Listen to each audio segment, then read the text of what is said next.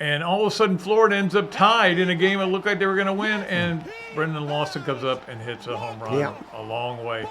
So the first pitch that Florida saw and the last pitch they saw in that game, they hit homers, which is an interesting stat. Mm-hmm. And that was against, of course, Ryder. And Ryder fought back. It looked like it was going to be a breeze. Mm-hmm. But they got to Florida's bullpen. Florida's bullpen, very shaky. So we'll see how that goes. But that was a lot of fun. That was on Friday. I am kind of baseballed out. I've watched so much baseball this week. It just is crazy. But and it's everywhere. And, and as is softball. Yeah. Softball starts at noon today. Baseball starts at noon today. We got so much. It's just incredible. Yeah, baseball has become very popular, I think. And there's so many good teams out there. Yeah. I mean, Georgia's really good. Georgia's already getting a super regional. I think there's 4 SEC teams are already in. Already in. Another Dooley Noted podcast comes to you from the Coach's Podcast Room at Spurrier's Gridiron Grill in Celebration Point. Okay, welcome into another Dooley Noted podcast presented by Titan MRI and Imaging and coming to you from the Meldon Law Gator Studios here at Spurrier's Gridiron Grill. And Coach Spurrier will be in today, and that's great. We love having him. We want to hear all the stories about playing out at Pebble Beach and going into another Hall of Fame and all this. But it's great to have him back. Robbie will not be here, as he usually is on Mondays. He's doing something else with his son, which is great. So Chris Harry is stepping in. I appreciate that. Chris Harry from FloridaGators.com. We'll talk some basketball with him and be a lot of fun. Still don't know who Thursday's guest is going to be. We're in that time of year where either people are either at conference meetings or vacations, and it's just a weird time of the year, but we'll have somebody. I promise you that. And we'll let you know who that will be. All right, let us move along to our Money Metals starting 5. MoneyMetals.com is your home for gold and silver purchases, one of the largest distributors in all the United States.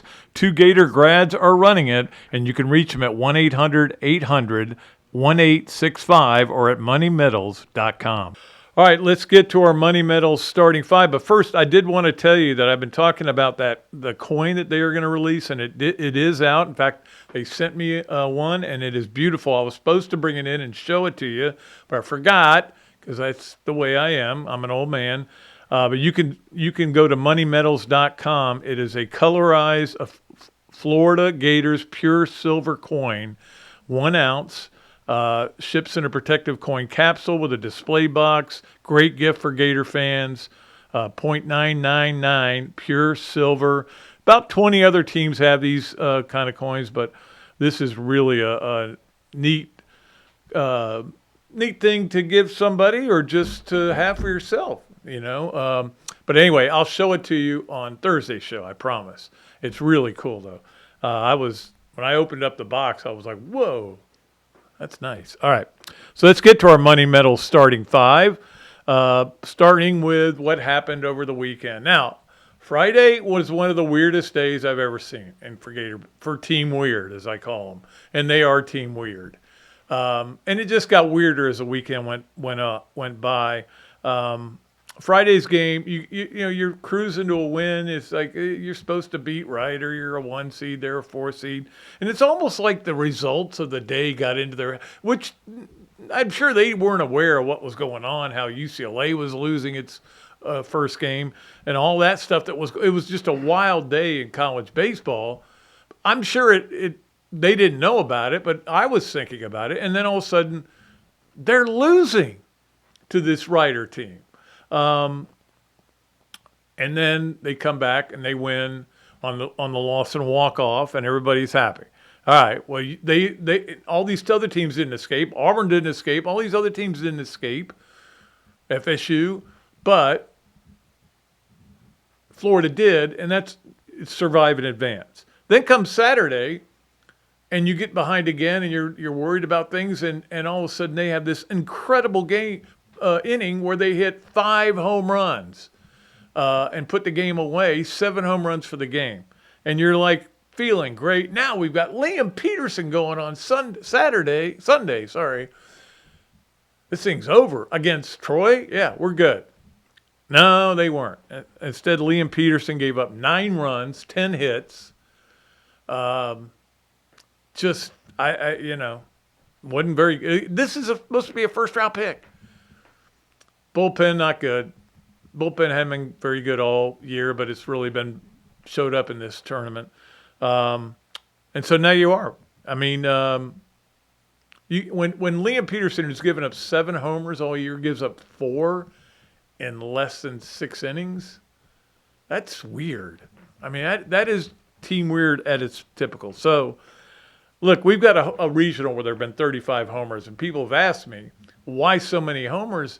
And then I go, well, look at some of these other games. There's other games where there's 22 runs and 19 runs and 21 runs scored. I think a lot of it is pitching. I just think the pitching, starts to wear down as you get near the end of the season. And it really does, even though people can say, oh, yeah, he was great, he was fine, he could go all day. And I do think, though, there's too many pitchers who throw 98, but it's straight. And it goes straight in, and it comes straight out. You can time anybody up. I mean, even if you're throwing 104, I can time, not me, but a good pitcher can time you up eventually. And that's what's happening. And guys are hitting the ball, and the warm summer air, going to hit some. It was kind of depressing, to be honest with you. I was kind of a, what's the right word to use? Dick on Sunday night, and it was my daughter's birthday, and we were going out to dinner, and my wife said, you better snap out of it. Like, yeah, it's just a baseball game, you're right. But you never almost got run rule. It looked like they might for a while. Anyway, happy birthday to Kelsey. She had a great time. We had a blast. Love her very much. All right, so let's get to number 2, which is what we have now tonight, this afternoon, this evening, whatever you want to call it, 6 p.m. And that would be Florida against Troy again. I think I said this on the podcast. I'm pretty sure I did. That I thought this was kind of a soft regional, but Troy was a sneaky team because they played a lot of good teams. They beat Georgia. They beat, I think it was A&M or somebody. They beat somebody else that was pretty good, and they played a really tough schedule. And they may be the sneaky team. I knew Miami wasn't going to last very long in this tournament. 6 o'clock. We're going to find out about a lot of clutch genes in this game. And by that, you know what I mean. I believe you're either born with it or you don't, or maybe sometimes you can acquire it. And I think, for example, Cade Curlin has acquired his clutch gene for this tournament. 4 home runs for Cade Curlin already. Brendan Lawson's got the clutch gene. There's no question about it. Now we find out if there's some pitchers that have any clutch genes in them. Because I don't know who they're going to throw out there. I don't know who, Troy's going to throw either. I mean, they're going to throw. It's just going to be a Johnny Holstaff for both sides, and we'll see what happens. And in a way, it's kind of exciting. You don't want to have to play this game. You wanted to take care of business yesterday. You didn't. You got embarrassed. You better show up today, and your clutch genes better come with you. We'll find out if Florida has enough guys with the clutch gene to win this game. I think these Troy guys are I'm sorry, not Troy. Yes, Troy.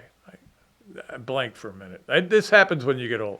I think these Troy guys are playing with house money. I mean, whatever they do is going to be great. And they know that the team waiting for them is Arkansas Little Rock. It's not the team everybody thought would win that regional. The number 9 seeded Southern Miss Golden Eagles got knocked out quickly. But anyway, it'll be interesting. We'll see what happens. We'll talk about it, I'm sure, Thursday a lot, what happens in this game. We'll see. Hopefully they can get it in. There's questions about rain and everything, but it is what it is. Let's move along to number 3 on our Money Metals starting 5, brought to you by MoneyMetals.com. And that is just the whole baseball tournament. I watched a lot of baseball this week. A lot of softball, too. I watched a lot of everything. With the rain, I stayed inside a lot. Didn't play any golf. UCLA, the number 1 seed overall, out. Gets knocked out by St. Mary's, who then loses the next game, and they get knocked out. Cal Poly won the LA Regional. I don't think anybody had that in their bingo card, did they? Cal Poly. It would be great. And I put this in my column, my back 9 column that I write. I write the front 9 for Main Street Daily News, the back 9 for Patreon. If you're a Patreon listener or reader, you know that. That Cal Poly, it would be great if we had a bracket. Like, there's a bracket that comes out for college baseball, but with double elimination, you can't keep it doesn't work. If they went to single elimination, which I know they never will, but if they did, man, there would be so many upsets. We would be losing our minds. So, Friday would have been one of the greatest days in the history of the sport. And it still was a really interesting day. So Cal Poly wins that one. All these other teams got knocked out. Some bunch of SEC teams are in, but there's 6 games today that are regional finals. Actually, one of them is I think the FSU is a if necessary game because they've had so much rain over there.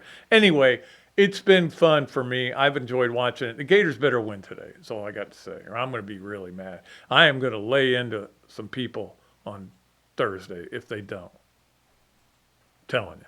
All right. All right, let's get to number 4 on our MoneyMetals.com starting 5, and that is our Mighty Gator, Florida Gator golf team. We had J.C. Deacon on last week, and he really loved his team going out there. They have struggled, but they rallied yesterday. Big day for them, shooting 3 under, I think it was, 4 under actually, at the NCAAs to get to 1 over. And now they made the first cut. Now there's a second cut after today. Today they play this afternoon, and if they've got to make up 2 shots, but you never know how everybody's going to play. Golf is a game of failure, much like baseball, and it's just like, I think it was Matthew Kress yesterday, triple bogeyed a hole, but then came back and made a bunch of birdies, 3 birdies in a row, and ended up counting his score. The key is just Florida's just got to play well. They got to play well, get into match play, and then we'll see what happens. But there is another cut today. You can watch some of this on the Golf Channel later today. I'll tell you about that. But proud of the way the youngsters play. Poulter with a 68 yesterday was huge for Florida. And look, they tee off at 141. That's all I know. And then some of it's on that, what was it? It was Baby TV or something.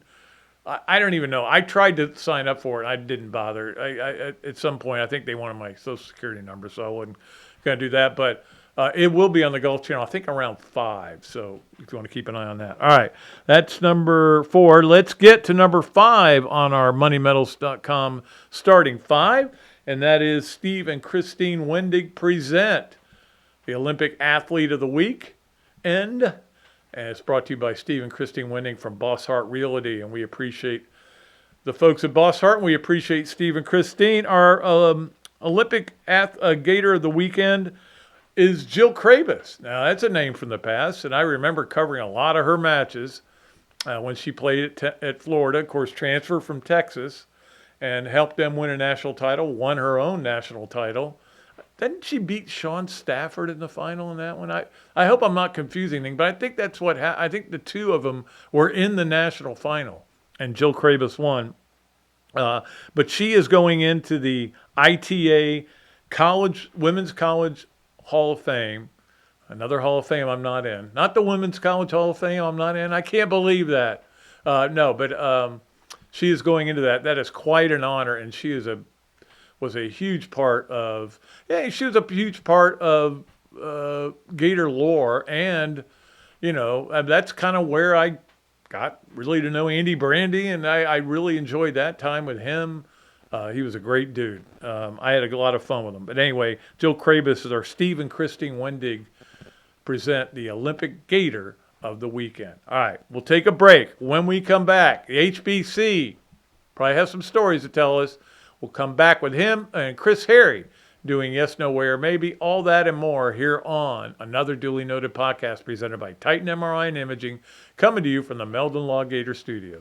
Give me 60 seconds and I'll show you why you should be buying silver and how to get started. Recent price spikes in groceries, healthcare, gasoline, steel, and lumber tell the story of inflation, as do raging bull markets in equities and housing. As the reality of all this inflation sinks in, investors will be acting quickly to diversify and protect themselves, their families, and their assets. That's why we're offering our Silver Starter Kit to help you get started in holding tangible wealth. This mix of our most recommended forms of silver includes 9 silver coins, totaling 4 troy ounces of fine silver. These pure silver coins have a low bid-ask spread, the difference between the price you pay to buy and the price you receive to sell. Low transaction costs are one reason Investopedia calls Money Metals the best dealer in America. Don't waste any more time. Start protecting your savings today with physical precious metals at moneymetals.com/go. Titan MRI, North Central Florida's premier independent diagnostic testing MRI facility. At Titan MRI, we're focused on you, the patient, having a great customer experience. Our MRI equipment is modern and 75% quieter than any unit in its class. And our MRI unit has one of the largest openings of any of the newer high-strength MRI units, which allows comfortable scanning for potential claustrophobic and larger patients. At Titan MRI, we look forward to serving you.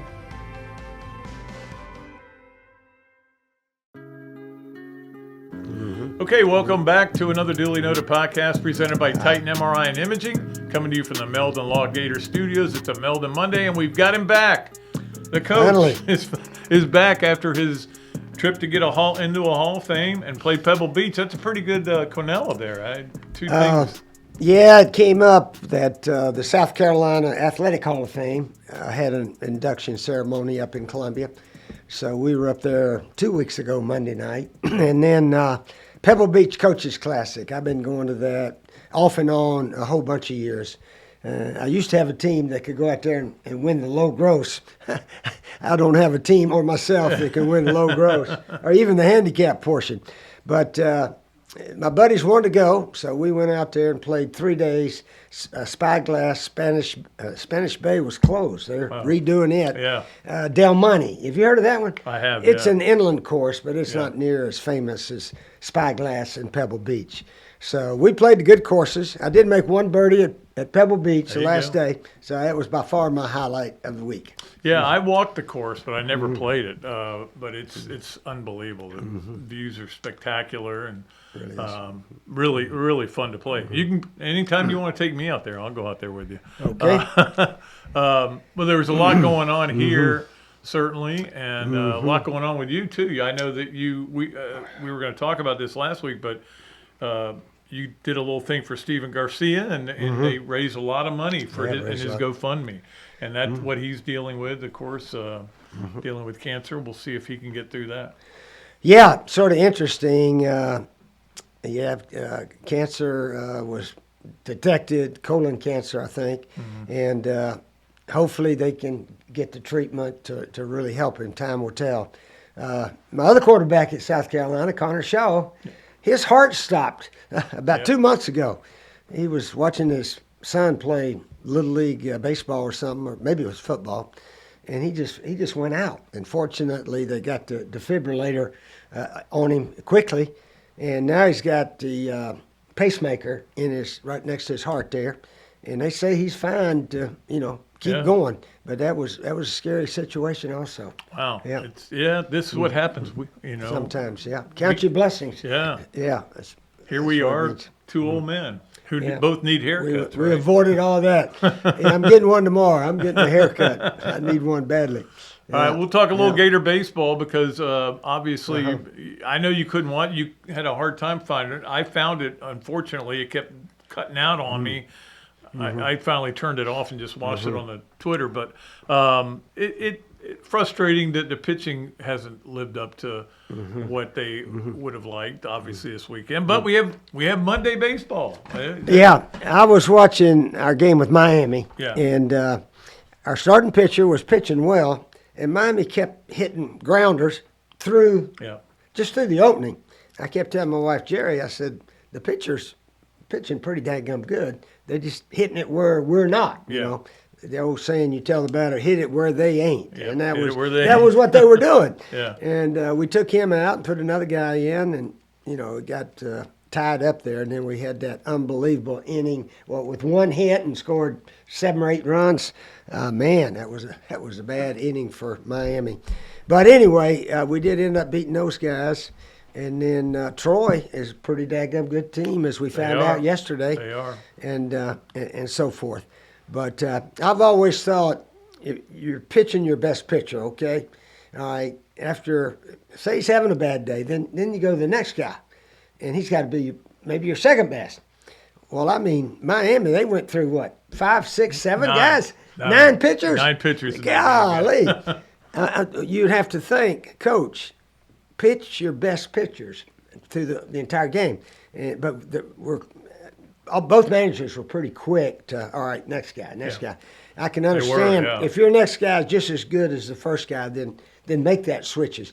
But I just go back, not trying to brag here, but in high school, we won 2 state championships, and we had 2 pitchers all through the season. Yeah. I never got taken out because I was one of the 2 best pitchers. And the other guy never got taken out unless we were way behind or something like that. So I don't know the mental part about in sports, you try to play your best players most of the whole game, but in baseball, for some reason, if it's not going well, then you make a change. Whereas, you know, well, was it not going? If he was throwing balls all over the place, then I think you got to make the switch. In the ladies softball tournament, I think it was yesterday, Texas Tech took their star pitcher out. Did you see that part? Yep. And the other lady that came in there was just as good. And I could understand that. So anyway, that's just something that I was intrigued about. You always try to play your best players all the way through. And if your second and third are just as good as the first, then make changes. But anyway, it's just something interesting. SEC Pitcher of the Year, and he got a quick hook. And like you said, you know, they were going where the tendencies were for the guy to hit the ball, so he hit it somewhere else. And they kept doing that one after another. It was very frustrating to watch. But Florida did come back and win that game and send Miami home, and that's always a good thing. Which takes us, by the way, to our Campus USA play of the weekend. And this was on actually the first night. And all of a sudden, Florida ends up tied in a game that looked like they were going to win. And Brendan Lawson comes up and hits a home run a long way. So the first pitch that Florida saw and the last pitch they saw in that game, they hit homers, which is an interesting stat. And that was against, of course, Ryder. And Ryder fought back. It looked like it was going to be a breeze. But they got to Florida's bullpen. Florida's bullpen, very shaky. So we'll see how that goes. But that was a lot of fun. That was on Friday. I am kind of baseballed out. I've watched so much baseball this week. It just is crazy, but and it's everywhere. And you know, and as is softball. Softball starts at noon today. Baseball starts at noon today. You know, we got so much. It's just incredible. Yeah, baseball has become very popular, I think, and there's so many good teams out there. Yeah. I mean, Georgia's really good. Georgia's already getting a super regional. I think there's 4 SEC teams are already in. Already in. Yeah, it's a popular sport. Big crowds and TV ratings are super. So it's right there with basketball and football, I think. But maybe not quite, but it's close. Yeah, it's close. It's doing well. I mean, people are into it. But I mean, when the scores get to be 22-11, I know you know. Then you kind of go, are we softball or baseball? But here's the thing. I don't know how when you pitched, if you could when you would throw the pitch when you could get movement on the ball. I feel like there's too many guys trying to throw 98 straight. Right, and they can time it up eventually. After a couple of looks at it, they go, okay, I got to swing really early, but if the ball's not moving at all, it's not changing planes. That's I think why we see these big numbers. Yeah, and I tell you what, women's softball has turned into a very popular sport also. A lot of offense there too. Yeah, our ladies softball team got beat by Texas Tech, and they didn't shake hands after the game. They didn't. They were sort of mad at each other. One of their girls I got hit 5 times during the Mia 3 Williams and yeah. Jason Williams. And she played at Florida last year. So Texas did. Tech gave her a bunch of money and she left. And that's part of college now. You know, in pro sports, if a guy plays out his option, he goes somewhere else, then he plays against his old team. Well, nobody hates him. No. That's part of life. That's Exactly. what they're doing in college now. I know. Yeah, you shouldn't hate somebody. Got a better deal. And, you know, coaches, they're at a smaller school to get a better deal.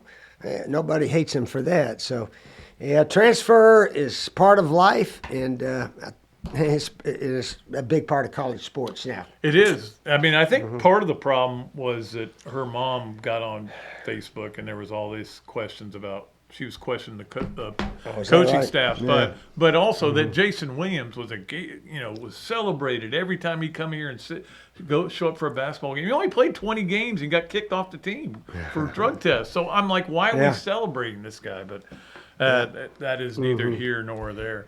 And certainly a lot of stuff. You know, we got the NBA finals start on Tuesday or Wednesday. The NHL starts on Tuesday.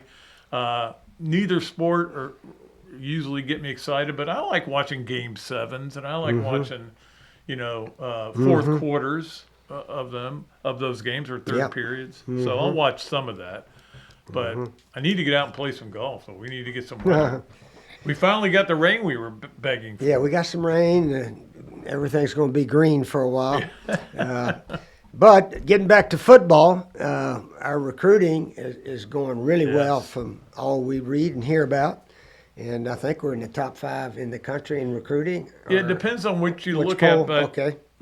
they're in the top 5 if you look at mass. But if you do it by player, they're still in the top 10. Okay. So, but it doesn't really matter. They're Right. going after the guys they want to get that they can build a relationship with. And I think his energy is paying Oh, off. yeah. Coach Summerall is maybe the best head coach recruiter, I think, in a long time at Florida. And Maybe since the Zucker. Zucker was a pretty good recruiter. I Yeah. guess he was. But anyway, we're anxious to see the team this year. I think it's going to be so much different than the last 4 or 5 years. Yeah, that's going to be the interesting thing is, Yeah. what that offense is going to look like. And a lot's going to depend on who he decides as quarterback.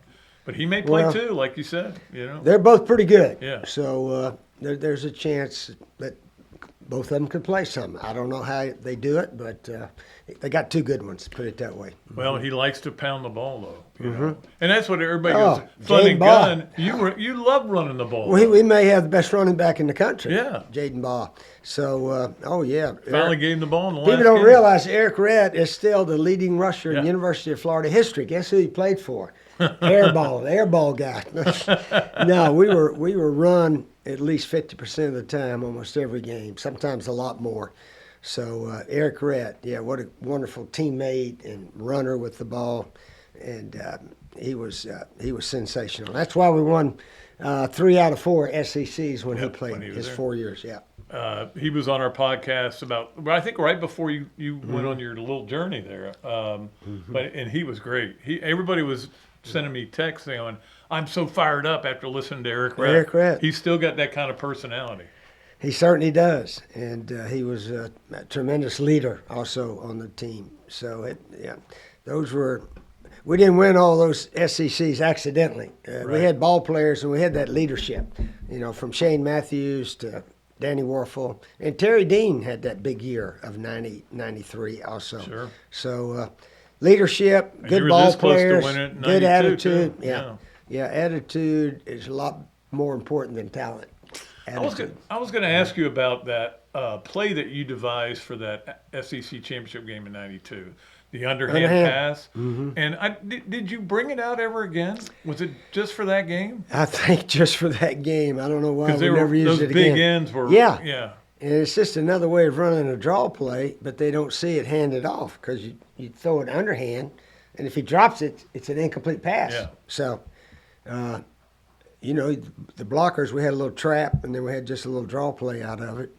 But, that was good against that pass rush that Alabama. They had 2 All-American defensive ends. Copeland, and I'm trying to think of who the other one was. But, yeah, they were Yeah. both All-Americans. And you did stifle it. And the other play I was going to ask you about, because I remember you putting this play in just for the FSU game, was a goal line when you run a fade, but instead Kwesi would cut it out, and you hit it for a touchdown on that. Because I remember watching you practice it on Friday walkthrough. And so, but I don't know if that ever came back. But I would love to see people do that, where you're running a fade, but then all of a sudden you just cut it out. Back door, yeah. Oh, there's a lot of plays I wish I'd used later. When you look back when the one you called didn't work, but that's sports, yeah. You had one great play that you called that you always think about. Well, one I really think about is in the national championship game. We're playing FSU third quarter. It's 24-20, and we're down there on about the 2-yard line, and one of our linemen flinched. So now we got 3rd and 7. So we called timeout, and we knew they were sort of zoning across the goal line. They weren't going to play man-to-man, so it's just like a soft cover 2, and the guys stand around the goal line. So I said, we're going to get in sort of an empty set. Riedel, you go down there and hook up on the goal line, and that guy will cover you. And then Ike, you come up, and just right on the other side, there's an opening right there, Danny. Can you hit him? He said, yeah, we can do that. So we put the plane drew right that there. up in the dirt. And Riedel said, Coach, I'll do the hookup and let Ike go get it because he's hot right now. He's catching everything, running over guys and everything. I said, okay. So Danny goes back. Our left guard whiffs his guy. He throws it. Right after he threw it, he gets hit. And Ike caught it on about the 1 or 2 and was able to dive into the end zone. So, 3 points would only put us up 7. Yeah. But 7 points made it 31-20, and then we were off and running after that. Yeah, Danny has said that when he threw it, the linebacker moved on it, and when he was getting ready to get up and chase him down because he was going to have to tackle him, but he somehow got it in that little hole. Yeah. I got it squirmed in. So that was one play that really helped in that game, as it turned out. I always liked that the double pass in the Sugar Bowl or the championship game in '94. Yeah. Adoring. Yeah. That and then of course Shane Edge ran out of punt formation, and you know what's ironic? He did that the year before against Alabama, but the year before he didn't make it. Yeah, and you know who tackled him the year before? No. Dabo Sweeney. Dabo says, "Yeah, I got him. I was on the punt return team at Alabama in '92, and Shane took off around right in and." So didn't make it one year. Then the next year he did make it. Well, if you didn't make it then, you would have really gotten on him. Yeah. No, I don't. I let him play. In fact, somebody said, "You let him do that again?" I said, "If he thinks he can make it, let him go do his thing." I think he thought he was going to get blocked on that one in '93. Like there was a guy coming free and he jabbed. He made that little hitch step and made the first down, and then we hit Jack Jackson the next play on the post route. Yep. So those were 2 big plays in that game also. Yeah. All right, Coach. We obviously have some golf coming up. U.S. Open's just a couple weeks away. I'm fired up about watching that. But anything else you got for us? Oh, I think that's about it right now. Big baseball game tonight, as we all know. We got to beat Troy to advance, or else it's all over for the year. So and guess who they would play if they win? Arkansas Little Rock somehow won the Southern Miss regional, and so they're going to come here, or they may be going to Troy. I think Troy. I don't know who would host if it's Troy versus. Ooh, that's right. I think it's maybe the higher seed, but and that would mean that. Well, I don't know. I think they're both 3s. I don't know. Well, we don't have to worry. Hopefully, we don't have to worry about that. And the Gators will be hosting next weekend. Yep. Big game today. Real big. Absolutely. All right, we'll take a break. We'll come back with Yes, No Way, or Maybe here on another Dooley Noted podcast presented by Titan MRI and Imaging. Coming to you from the Meldon Law Gator Studios. I got thinking the other day, some of us gained a few pounds during the Spurrier years, and then maybe a few more during Urban. And depending on how stressful certain coaching changes were, well, let's just say the scale kept moving in the wrong direction. The truth is, losing weight gets harder as we get older. Not because you suddenly get lazy, biology changes. That's why I like our guys at BMI TeleMed. They're a Florida-based medical weight management telehealth practice that helps people lose weight with personalized treatment plans, including GLP-1 therapies. But what I like is they're not just about losing weight fast and wishing you luck. They focus on helping you keep it off too. Free consultation, easy process, real clinicians. Check them out at bmitelemed.com, because if your metabolism left town around the time Urban did, you're probably not alone. That's bmitelemed.com. Meldon Law has been serving personal injury victims since 1971. In those days, Jeffrey Meldon's presence as an attorney in the music scene dubbed him with the nickname the hippie attorney. And although times have changed, two things haven't: our commitment to bettering our community by helping the injured, Albert, are you ready to go to the game? and our love for the Florida Gators. If you bleed orange and blue, Meldon Law is the firm for you. By now, you heard about the Florida Legends Experience and Gala, featuring Gator Heisman greats Tim Tebow, Danny Warfel, and Steve Spurrier, all in one place at Spurrier's Gridiron Grill. Imagine catching a pass or taking a handoff from a Heisman winner, all while supporting Isaiah 117 to help provide safe, loving homes for children in need. Then enjoy an unforgettable evening at the Gala, filled with great food and lasting memories. Don't miss this historic event. Find out how you and your business can get involved at fllegends.com. That's fllegends.com. Okay, welcome back to another duly noted podcast presented by Titan MRI and Imaging and coming to you from the Meldon Law Gator Studios. Robbie's out of commission today because he's taking his son to the beach, which he does on the first day of summer, which I don't think it's the first day of summer, is it, Chris Harry? No. 21st, wouldn't it be? I think it's the first day of his summer, though. Bubba's summer. First day of little Robbie's summer, right? Yeah. All right, so Chris fine. Harry, of course, Good for them.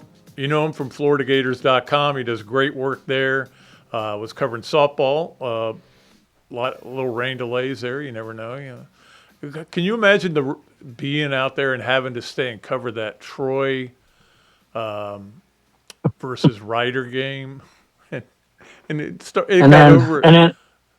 running it back. Yeah, then coming back. Brutal. No, pass. Yeah. But I mean, that's college baseball this time of year. How many games do we see that are 12, 15? St. John's won 21-8, right?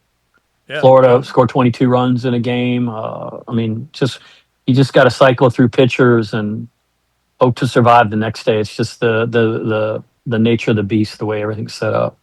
And they're going to face that today. I have no idea what arms are going to go out there. Good grief, right? I know. It's for both sides. And for both sides. And I don't even know if it matters. I think it's going to be a softball game, and we'll see what happens. Right.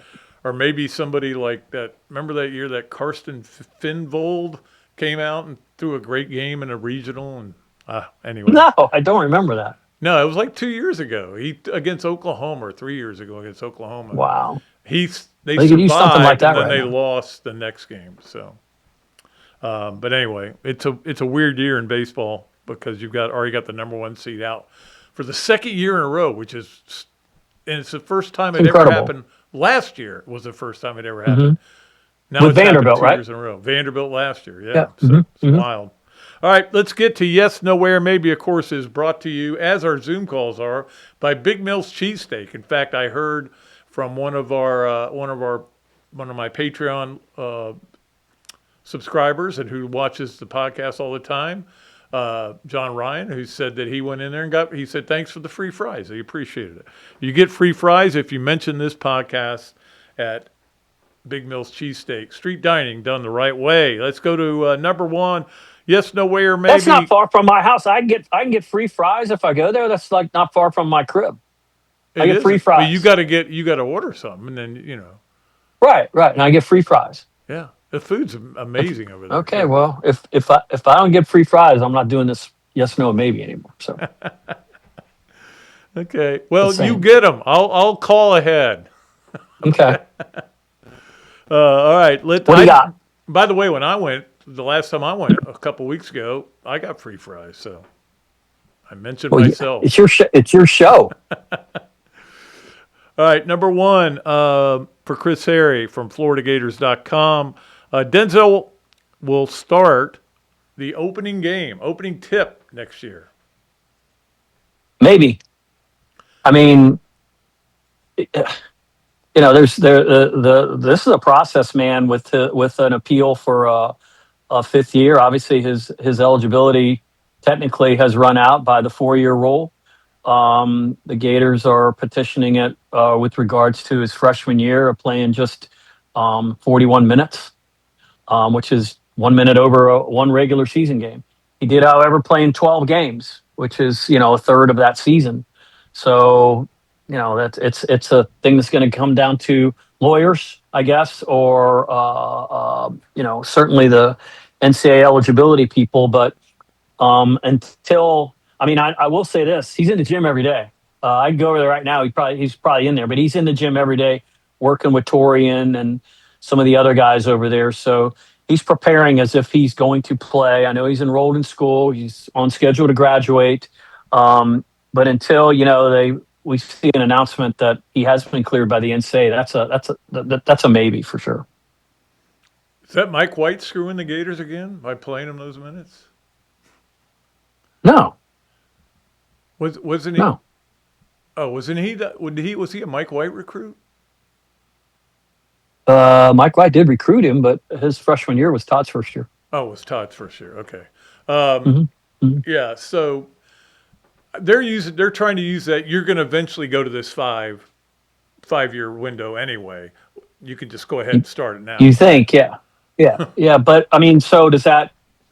Aren't they saying if they go to that outgoing seniors wouldn't be grandfathered in, right? Well, that's the argument, and I think they're trying to. That's the argument. Hey, and this is what Florida's stance is independent of that. It's that he hardly played, and let's just do the right thing for the kid. And God forbid the NCAA does the right thing for the kid, but we'll see. We just know how convoluted and how crazy those rules are, and my fingers are crossed. Denzel's a great kid. I got on my soapbox about last year before he came back. Please don't boo the guy. His what he did for the championship team. He was fantastic. The players really like him. If they were to get him back, they would literally have, I think the number is, last year I had 4 people back from a national championship team. I think they would have 5 rotational players back if you include the Urban Klabsar. Even losing Mike Handel with 3 front court guys and Denzel and Urban Klabsar, plus roll in Mikic is a guy who's obviously been here. They're going to have a healthy portion of players who with national championship pedigree back from that team. Yeah, well, you know how I feel about Kentucky, but I could never root against him when he was at Kentucky. If he scored a basket, I go, good for him. Even against easy guy to root for. Yeah, he's easy guy to root for. All right, let's get to number 2. Sticking with basketball, as we are on that theme today. And yes, no, where maybe Billy Donovan coaches this year. No. Yeah, I don't think so either. When that Orlando job got filled, then that kind of. I think Billy's in a phase now, with some personal things that happened with, certainly the loss of his father.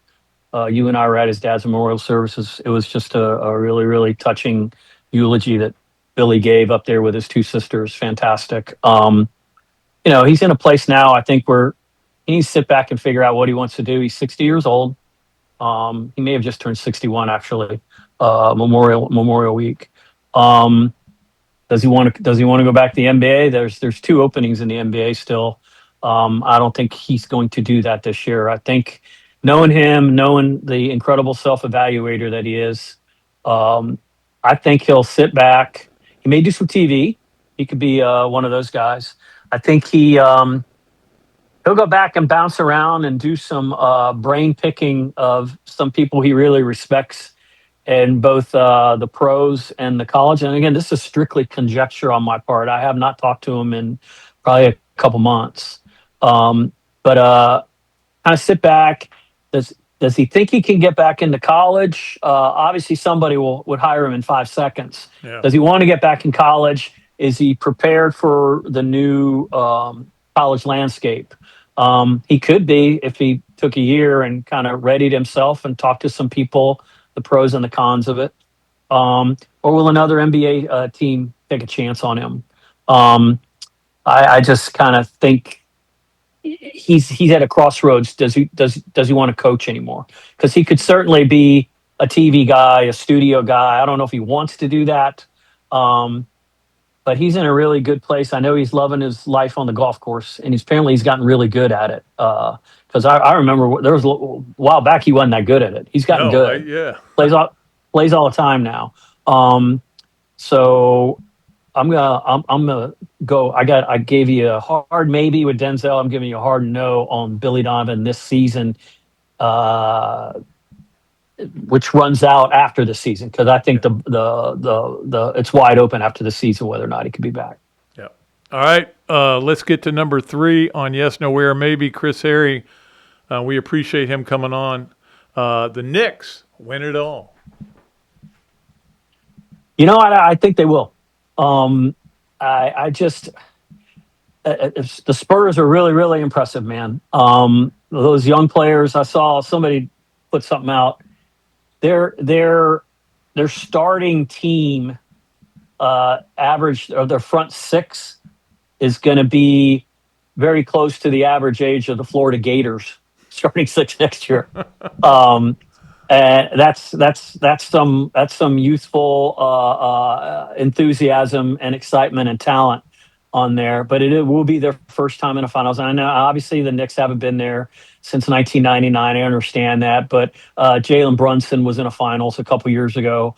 That guy is maybe one of the 5 best players in the league right now.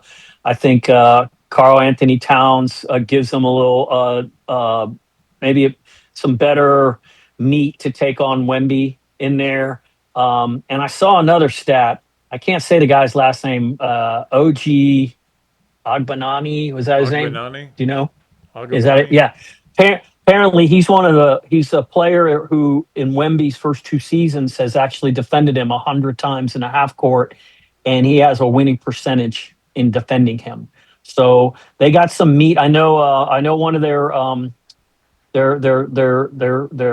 power forward or center, did his pinky. I expect him to play. But yeah, I mean, the Knicks, it's been a long time. I mean, yeah, there's a lot of people watching this that weren't alive. You and I were alive the last time the Knicks won the championship. And with respect to Kathy Hochul up there in New York, I don't know if Trump can or not, but I can name the starters the last time they won a national champion, or NBA championship, which was 1973, not 1993. So I do remember that team, and I do remember watching that team. Actually saw the Knicks live 2 years after that. Saw Walt Frazier. See if I can do that. Yeah, Frazier, yeah. Earl of Pearl, DeBusschere, Bradley, Willis Reed. No, that's right. And you could probably get 3 subs. Dick Barnett, Henry Biggie, Phil Jackson, right.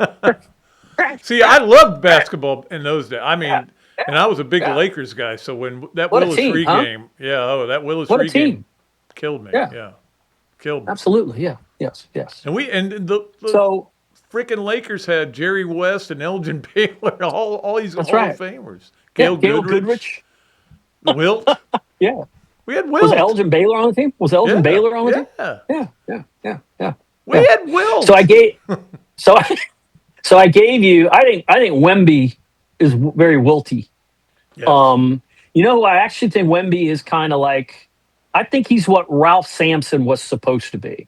The way he looks, the way he moves, the shooting, the outside shooting. Ralph Sampson had just. He didn't have that killer gene in him. I think this guy does. Ralph Sampson was an incredibly talented player. As a guy who grew up as a UVA fan. He reminds me so much of him, but I think he's got a little extra kind of up yours, man. That's the kind of player he is. More emotional, I think.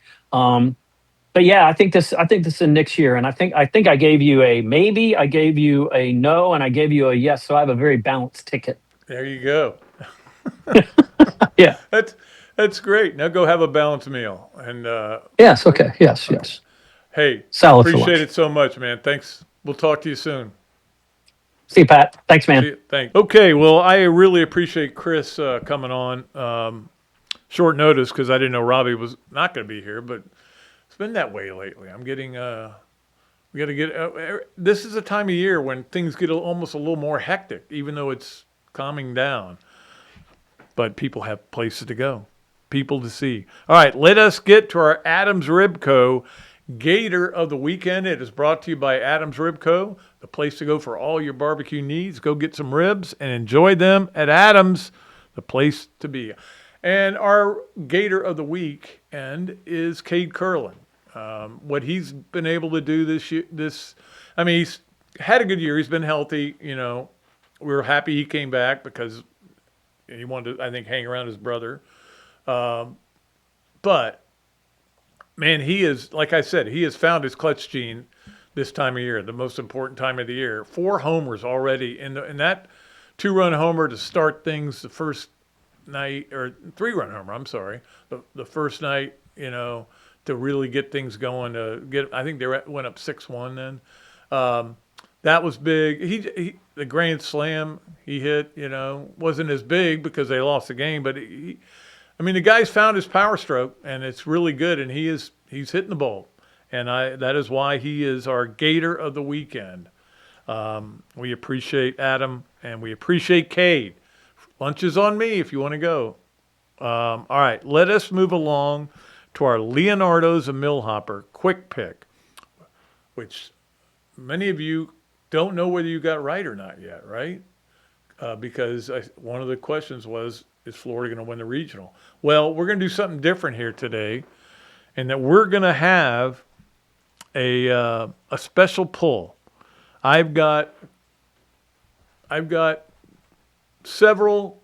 I got many Patreon subscriptions. I couldn't get the words out. Patreon subscriptions that Leonardo's has donated for me to give away, and I'm going to give them away to anybody who gets both of these things right. Now, it's not a complicated question, but if you get them right, all you got to do is you'll send me your email. You'll send it anyway because you're going to send me to patrickdooley54@gmail.com.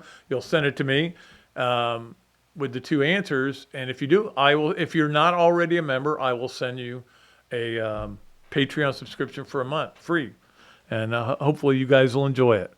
I work harder for that than I do, I think, anything, because I'm writing at least 3, sometimes 4 things a week for Patreon. All right, so here are the games. The NBA games, you got till Wednesday night, so plenty of time to get them in. And again, patrickdooley54@gmail.com is where to send them. San Antonio is a 4.5-point favorite over the Knicks. Of course, they're at home. I'm still a little surprised they are. And the over-under for that game is 218.5. You don't have to know the number. Just say over or under. So here's what you say. Spurs, over. Under, Knicks. Whatever you want to put. But those are the 2 things. If you get both of them right, you'll earn that, and you'll be a double qualifier for our next poll, which is coming up pretty soon. Okay? I think probably next week. All right? So we're trying to give away some stuff and have some fun with it, and I hope you guys enjoy it, and we appreciate Leonardo's and Millhopper, where you can go get a dual sandwich with that $25 gift certificate if you win it. Don't forget that. All right, let us move along to our Hesser and Kipke. 3 things. Hesser and Kipke, with over 50 years of combined legal experience in North and Central Florida, Hesser and Kipke is your place for bankruptcy, workers' compensation, and family law. Call or text Ken and Jennifer at 352-339-9920, Hesser and Kipke. Starting with number 1, our Hesser and Kipke 3 things. This whole thing, and I talked about it earlier, but the whole Karen Weekly, Taylor Pinnell thing was unbelievable because they're going through the line, and they're doing which I think they ought to abolish handshake lines. I think they're the dumbest thing. Everybody go, oh, it's good sports. Well, it only causes more friction. I don't even understand why people do it anyway. It's sportsmanship. No, you may be playing with that guy next year. Who knows? I don't know. Maybe I'm just being the old man yelling at the clouds, because my feeling is it just when you have a heated game. For example, when Florida did not shake hands with Texas Tech, so I don't blame them for not doing it. They didn't need to be in a line with them. And this was a former player who played for Karen Weekly, transferred. She got a lot of money to go somewhere else to Texas Tech, and she said that they said that the coach said you made a mistake, and she said good game. Now she might have heard it. There's no evidence of any of this. Nobody else heard it. And they, like I said, they made it into the Zapruder film. It's the weirdest thing. And these two teams may play again for it all. We'll give you the schedule in a little bit about the softball, but that was weird. Let's get to number 2 on our Hesser and Kipke 3 things. We'll go international here because my wife and daughter are going to be in Paris in a few weeks. And so my daughter is checking a lot of things there. And guess what? They basically tore down the whole city because think of all the things that happened on Saturday. They won the, what is it called? The PGL won the Champions League. That's what it is. PSG, I'm sorry. Now, I did look up what it stands for because I wondered. I knew P had to be for Paris. Paris Saint-Germain. Or Germain? Why is it Paris Saint-Germain? I do not know. Well, anyway, that's who it is. These call it PSG. They won that. On the same day, Wembanyama, their hero, I mean, the guy from France, made it to the NBA Finals. We're all losing our minds over that.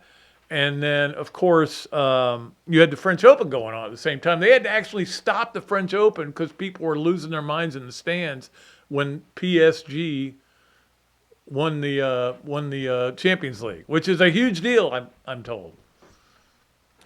I'm ready for some World Cup. Yeah. No, maybe not. All right, that is number 2. And let's get to number 3 on our Hesser and Kipke 3 things. And I do want to address this because it was addressed in other media, but I'm only going to tell you what I'm going to tell you what I'm allowed to tell you. And that is with Brandon Spikes, for those of you who don't know, is no longer with the program. The official reason is they're reconstructing the Gator made program. And that's what that not why he was let go. I know that. And I know a lot of things, but I don't want to get into too much detail because I want to hear the other side. I've heard one side very strongly. Now I want to hear the other side. But something that happened over in France, no, Spain it was actually, that not nefarious in any way, but I just, right now, I sit here and I can't comprehend how you want to get a guy who you use for all your recruiting stuff out of your program. I don't get it, but I want to hear both sides. That's all I'm going to say. All right. Maybe I should say more, but I'm not. Maybe I will eventually. All right, let's move along. We appreciate our Hesser and Kipke 3 things. Let's move along to our BMI TeleMed Overachiever of the weekend. It is brought to you by our friends at BMI TeleMed, Achieve and Maintain. Call them at 727-383-1677. Tell them Pat Dooley sent you. You get a discount with your order. Our overachiever of the weekend is Shedeur Sanders. Shedeur Sanders, why would he be an overachiever? Well, they just came out with a report. He has made $17.7 million in licensing, shattering the old record of Tom Brady's, which was around a little under $10 million. Shedeur Sanders may not start this year because they're saying Deshaun Watson, it's a quarterback battle, and people are saying Deshaun Watson looks better. I mean, I think Shedeur is an average quarterback on an below average team within a way below average franchise. But man, that is the Sanders name. And his dad never even made that kind of money. His dad doesn't make that much money at Colorado. He's making a lot of money. Good for him. Hey, if you can license that stuff, and you see him in commercials all the time, so good for him. I hold no ill will towards him. So that's our BMI TeleMed Overachiever of the weekend. Let's move along to our Learner's Law club team of the weekend. Club teams are done. We talked about that before, but Learner Law still wants to make sure we talk a little bit about the Atlanta Hustle, your ultimate Frisbee team in Atlanta. They do a great job. They are off this week, but their next match is June 12th against Houston. So those of you, especially in the Atlanta area, but all over the Southeast, want to get on board there, you should do it. Let us move along to our Gallo Car Wash Sponge of the Weekend, brought to you by Gallo Car Wash. In fact, when I was Ubering here today, the guy had a Gallo Car Wash thing. I go, we've got those in all of our cars, those stickers. So they're everywhere. And that's because they do a great job at Gallo Car Wash. Our Sponge of the Weekend was the New York Yankees. And I hate to give them credit for anything because I don't like the Yankees. But the Yankees did something nobody's ever done in the history of baseball. Okay? They scored 13 runs in an inning. Now, that's happened before. But they scored 13 runs in an inning. And they never scored or got a hit in any other inning. 13 runs in the third inning against the A's. Never got a hit.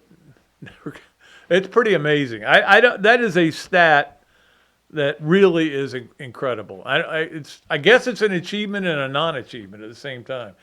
But the Yankees are our Gallo Car Wash Sponge of the Week.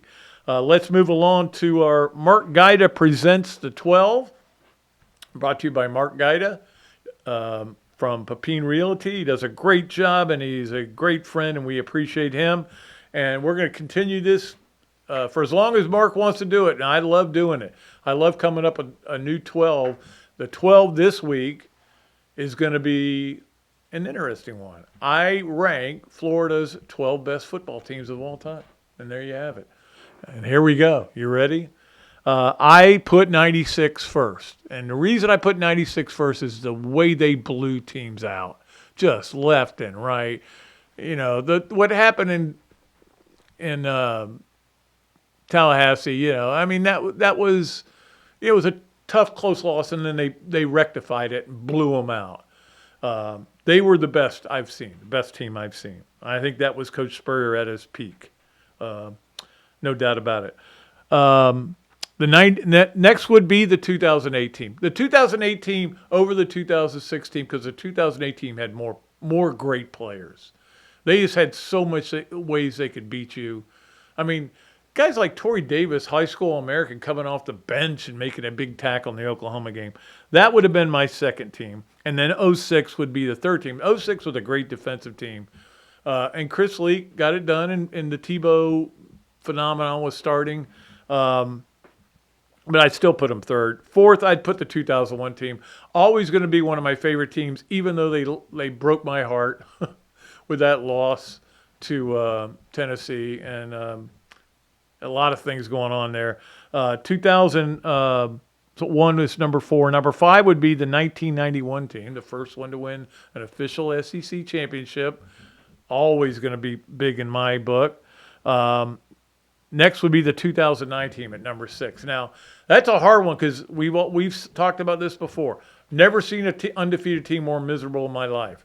And then you end up losing that Alabama game. And then, you know, we know what happened with Cincinnati in the championship game, or the Sugar Bowl game, and they destroyed them and set all kinds of records. That was a great team. They just couldn't figure things out. And I don't think I've said this before. I think, you know, Urban was that's when Urban just let it all get to him. And I think it affected his work too. That's just my opinion. Next up, I put the 75 team. I love the 75 team. That team lost 2 games in the regular season, one by 1 point, one by 3 points. That was a good team. I liked them. Next up would be the 84 team and then the 85 team. The 84 team, because they won the SEC. And they they were, they beat Georgia. That's one reason 84 stands out. 85 would be a notch below them only because they got to number one, the first Gator team to be number one, but then lost to Georgia. 1969 would be not my number 10 team. Great team, but did tie Georgia and lost that game to Auburn really badly. And then 1990, the team that started, 95 would be 11. Team that went undefeated, played great till they got to Nebraska. And the number 12, 90, team that started it all, according to Coach Spurrier, and I agree with him. That was a great football team. Those are the greatest teams to me in Florida history. All right, let us, as we usually do, wrap it up with our games of the week, brought to you by the Swamp Restaurant, the place to go for all your dining and drinking needs. They got great drink specials over there. You got great TVs. Man, there is so much to watch this week. Go have some fun, okay? And it starts today at the Swamp. If you're over there, 6 o'clock. SEC Network is where it is, and it's also on ESPN Plus. But I'm having a problem with ESPN Plus. I'm this close, okay? You're this close to losing me if you don't get some stuff straightened out. And then you have, like I said earlier, you have 6 games total today in baseball. And they start and they go all day. And then basically it concludes with USC A&M at 9 o'clock on ESPN2 if you want to watch. If you want to stay up and watch more baseball, if you don't get enough, that'll be it for you. We also have softball, which is starting right now. Tennessee, Texas at noon. Alabama, Texas Tech at 7 tonight. And then that goes on. Depends on what happens and if they play if necessary games and everything. We will be at the finals, which I think they take a day off and then play the finals. And then Wednesday, game 1 of the NBA finals, 8:30 on ABC. You also have Tuesday baseball, San Diego, Philly on TBS at 6:40. And the NHL Stanley Cup playoffs start also on Tuesday, 8 o'clock on ABC. And they just alternate back and forth. It goes hockey, basketball, hockey, basketball, hockey, basketball. And they're all on ABC. So they win. So that's going to do it. We got a lot of stuff to go watch. In fact, I'm going to probably go watch some of that softball right now. But we appreciate everybody for coming on. Chris Harry, Coach Spurrier, of course. Coach will be back next week. We'll let you know who the Thursday guest is. As soon as I find out, I'll tweet it out. Make sure you check out all my stuff on Patreon. Make sure you check out my column that appears in print every Wednesday in the Main Street Daily News and appears in the newsletter on Mondays. Make sure you see it all. I'm still busy. I'm still here. I'm still somewhat relevant. I am also Pat Dooley, and I am deep, I am way back, and I am out of here.